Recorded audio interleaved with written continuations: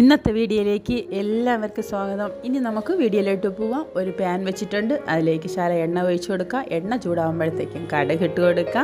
കടുക് പൊട്ടിയതിന് ശേഷം വറ്റൽമുളക് ഇട്ട് കൊടുക്കുക. കറിവേപ്പില ഇട്ട് കൊടുക്കുക. ഇനി ഇതിലേക്ക് കുറച്ച് ചെറിയ ഉള്ളി കഴുകി വൃത്തിയാക്കി എടുത്ത് വെച്ചിട്ടുണ്ട്. മുഴുവനോടെയാണ്, അരിഞ്ഞിട്ടില്ല. അതിനെ കൂടി ഇട്ട് കൊടുക്കുക.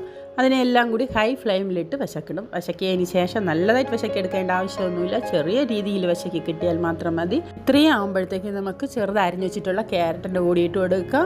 അതിനെ കൂടി തന്നെ അമരയ്ക്ക കൂടി ഇട്ട് കൊടുക്കുക. കത്തിരിക്ക കൂടി ഇട്ട് കൊടുക്കുക. വെണ്ടയ്ക്ക ഇട്ട് കൊടുക്കുക. പച്ചമുളക് ഇട്ട് കൊടുക്കുക. നിങ്ങൾക്ക് ഇതിലേക്ക് ഏത് പച്ചക്കറി വേണമെന്നുണ്ടെങ്കിൽ ഇട്ട് കൊടുക്കാം.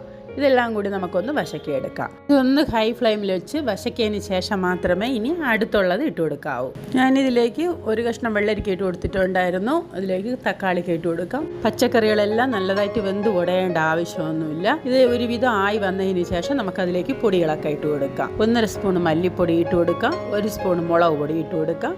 മഞ്ഞൾപ്പൊടി ഇട്ട് കൊടുക്കാം. പൊടികളെല്ലാം പച്ചക്കറിയിൽ പിടിക്കുന്നേരം നമുക്ക് എല്ലാം കൂടി ഒന്ന് ഇളക്കി കൊടുക്കണം. ഇനി ഇതിലേക്ക് നേരത്തെ കുറച്ച് പരിപ്പ് കുക്കറിലിട്ട് വേവിച്ച് വെച്ചിട്ടുണ്ടായിരുന്നു. അതിൻ്റെ കൂടി തന്നെ വെളുത്തുള്ളി ഇട്ട് കൊടുത്തിട്ടുണ്ടായിരുന്നു. ഉപ്പും ഇട്ട് കൊടുത്തിട്ടുണ്ടായിരുന്നു. ഇനി അതിനെ ഒന്ന് നമുക്ക് ഇതിലേക്ക് ഒഴിച്ചു കൊടുക്കാം. ഇനി ഇതിലേക്ക് ആവശ്യത്തിനുള്ള വെള്ളം ഒഴിച്ച് കലക്കിയെടുക്കാം. ഇതിലേക്ക് ആവശ്യത്തിനുള്ള ഉപ്പ് കൂടി ഇട്ട് കൊടുക്കാം. ഉപ്പൊക്കെ നിങ്ങൾ ആവശ്യാനുസരണമാണ് ഇടേണ്ടത്.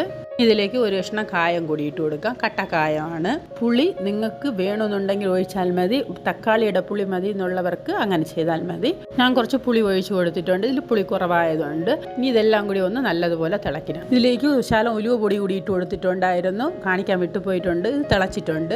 ഇനി ഇതിനൊന്ന് അടച്ചു വയ്ക്കാം. മല്ലിയില ഉണ്ടെങ്കിൽ മല്ലിയില ഇട്ട് കൊടുക്കാം. എനിക്ക് മല്ലിയില ഇടാൻ ഇല്ലാത്തതുകൊണ്ടാണ് ഞാൻ കാണിക്കാത്തത്. ഇത് സാമ്പാർ നല്ലൊരു സാമ്പാറാണ്. എല്ലാവരും ഒന്ന് ചെയ്ത് നോക്കണേ. കടമ്പ സാമ്പാർ. ഇനി അടുത്ത വീഡിയോയിലായിട്ട് കാണാം. Bye bye.